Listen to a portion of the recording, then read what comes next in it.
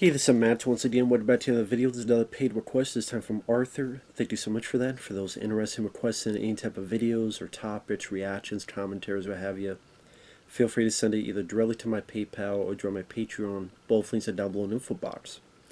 And this is for a 2009 After Dark.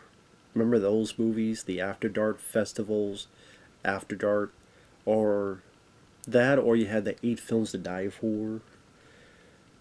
I'm like, well, most of these suck, so I guess I'll take death first before watching these films again. But yeah, a lot of them sucked. Very few of them I liked, of the ones I've seen. I liked the deaths of Ian Stone. I thought that was a pretty good one. And I actually remember not minding the Butterfly Effect 3. Those were really the only two I can remember liking at all. Well, maybe Lake Mungo, if that was one of them. After Dark, I did like Lake Mungo. If that was one of them, I did like that one. So that's 3. This isn't one of them. Teal Theory.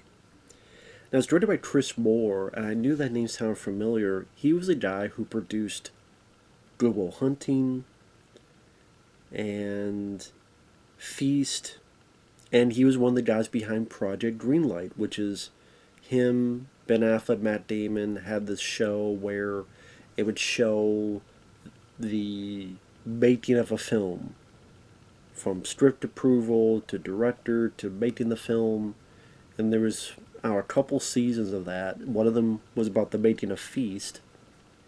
I remember that being a fascinating bit. He was one of the guys behind that. So this is a chance in directing. And to be honest, he didn't really impress me with his direction. Hell, Feast I thought was a way better movie than this.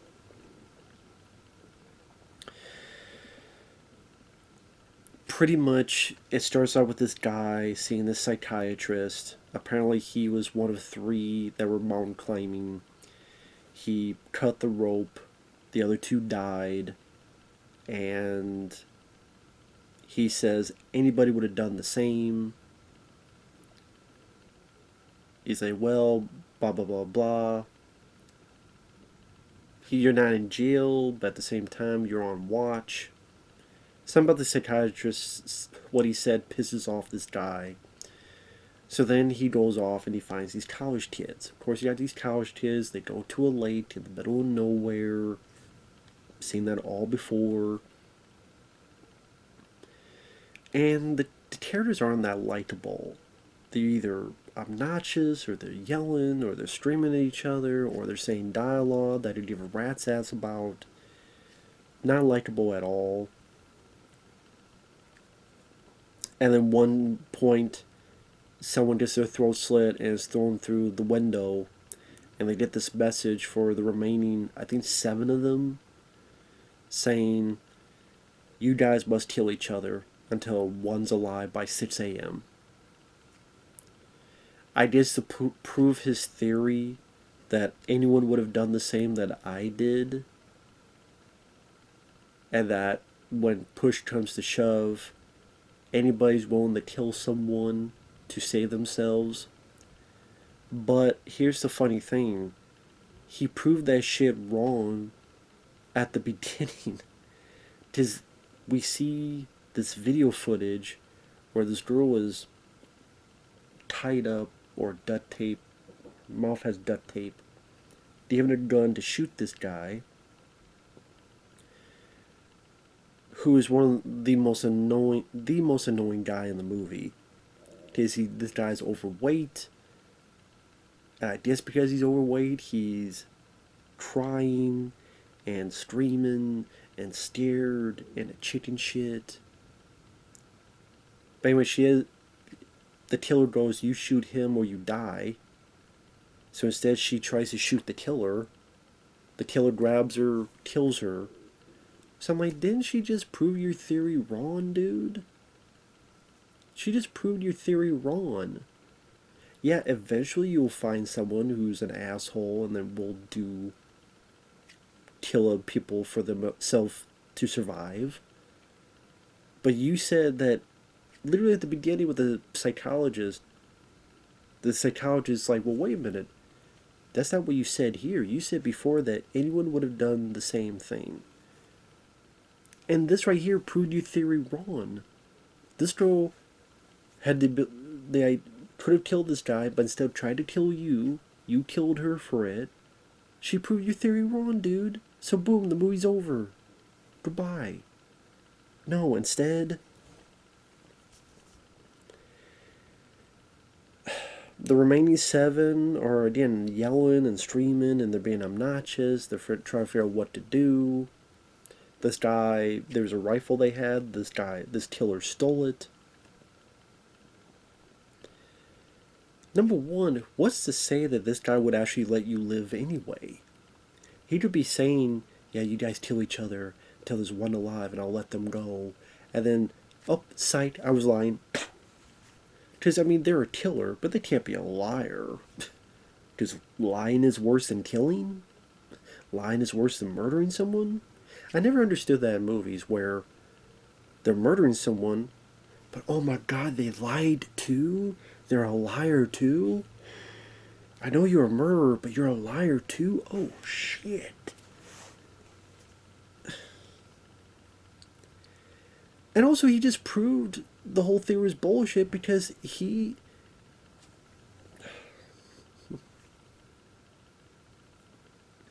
Whatever. His theory was wrong, but he still goes along with it. The first victim proved you wrong, dude, but whatever. This is someone trying to do a Saw film and failing. Make your choice. There's a few traps. At one point they go outside and there's a giant like bear trap where a guy gets caught in and this other guy flees. And that guy becomes, I would call our secondary villain. Brent, that was his name, Brent. Brent the Backstabber. That's why I remember him. Because, yeah, Brent the Backstabber. He lets that guy, he doesn't help him out, runs off. The overweight guy keeps saying, I'm fucked, you're fucked, we're fucked. I'm like, shut the hell up, guy. Shut the fuck up. You think if these people would actually try to work together, but no, they just chickens with their heads cut off.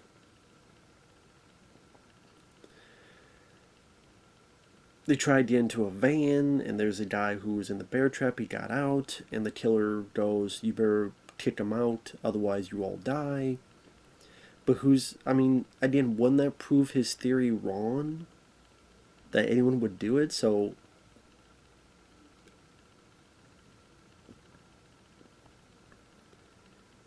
it's such a stupid idea too. Like, what do you get out of proving your theory right? So what, if they prove your theory wrong, then you just kill them all and you go to the next group and the next group until finally your theory is proven right? Well, no, your theory is still wrong because these other people prove you wrong. Oh, I guess just because he's crazy. He's crazy, that's why. And you get some soap opera plotting. These people cheated on this person, whatever the fuck. This ain't guiding light or as the world turns. Or the young and the bullshit. So van gets stopped, there's a countdown, they throw the guy out, he gets shot in the head, there's pretty much 6 of them left. You got the lead guy, Michael, you got his girlfriend, you have Amber, who is Brent the Backstabber's girlfriend. You got Brent the Backstabber. You got, I think, like a sister or a half-sister of one of the characters. And you have the overweight guy, who's annoying, is a chicken shit, crybaby, won't shut up. I get being scared. I get that. This is just overwhelming.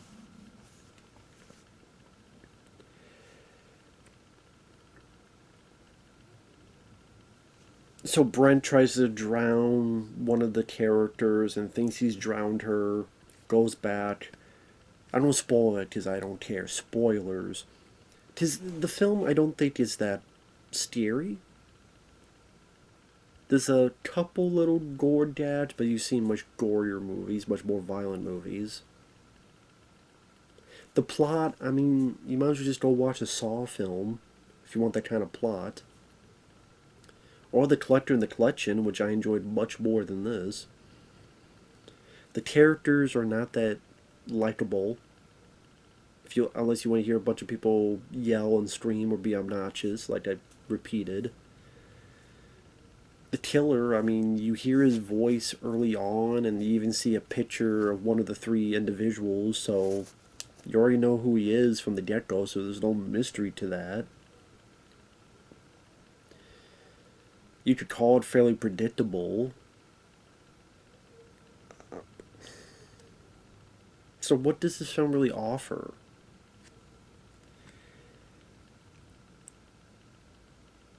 So, spoilers, the overweight guy gets a gun, tells people to leave. He shoots Brent. Brent gets back and shoves a fire poker and kills the overweight guy. Brent goes after the others.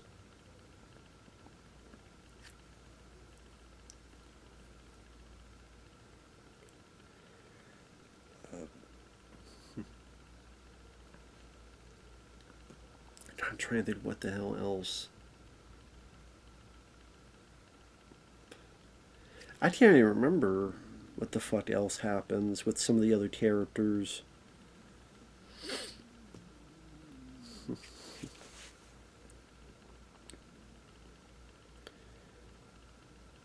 Did he kill? I'm trying to remember what happened. One was his girlfriend, one was his half sister. What happened to one of those characters? I totally forgot. Did he successfully drown that person? Maybe so. Maybe he did. See, I can't remember. So maybe he did successfully drown that person. But I know there's a person he tried to kill, but then they came back. So maybe that's the person I'm thinking of. But then what happened to the other person? See, I don't even fucking remember. I don't even fucking remember. Because one at least another, Brent's ready to kill Michael and his girlfriend. And I think it's Amber that kills him. Kills him shit out of him with a shovel. But then the girlfriend, for some reason, turns on her boyfriend. I guess now all of a sudden she's a turncoat. I guess scared to save her own life. I don't know if the movie really worked her care to be up like that, but okay. I guess just to shock the viewer. So she shoots Amber.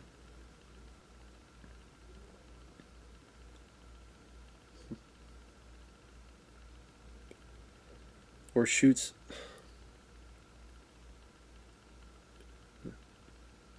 See, I can't fucking remember, man.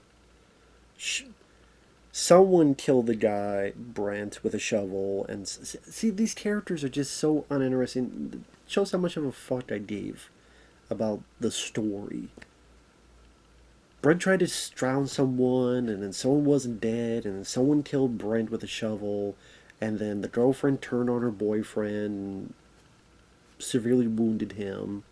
But then I think Amber went and killed her because she's in love with Michael. Michael's dying. She sits next to him, and you think he's going to stab her, but he finishes himself off because I'm already dying. He said only one needs to be left at 6 a.m., so he finishes himself off. She goes, no, no, don't do that, don't do that. The killer comes by, says, I'll never be you. I'll never be like you. The guy goes, we'll see. What the fuck are you, Dolph Lundgren's the Punisher? Fuck you. And then, as it goes on, you find out that Brent the Backstabber was the psychiatrist's son. So, ooh, you said no one would ever do what I did, but your son did it. Well, what if that wasn't the case? Then your plan would be out the fucking window. What if your son was the opposite? There's a lot of other people, like Michael proved your theory wrong. The first victim proved your theory wrong. What if this guy was like one of those individuals? Would you have gotten your revenge too? Would you go after psychiatrist's brother or third grade childhood friend or whatever the fuck? It just, that's why the idea just seems very stupid of this killer. And at the end of the characters, you don't know if this guy would ever let you live in the first place, so you could be doing all this for naught. But I guess that's the point, is that even if they don't know, they're going to try to do this and that. And are there people that would do that? Yes. But doesn't make for an engaging story. It doesn't make for likable, engaging characters. And it doesn't make for a fun or scary or exciting movie. I thought Kill Theory sucked. Fuck, to the point that I don't even remember what the fuck half the shit happened. No wonder they're just a 5.3 on IMDb. I would give it lower. I think that's too high. But hey, if you want to watch the trailer, you want to give the film a shot, be my guest. I'm sorry I screwed up the review, because I literally forgot elements of the film, and I'm like, wait, how did this person die? Or is this person that person? Like, damn. That shows how memorable this movie is, to me at least. And I'm going to sneeze, because I'm allergic to the bullshit. That was this movie. Sorry, Arthur, but we'll see you guys later. Bye-bye.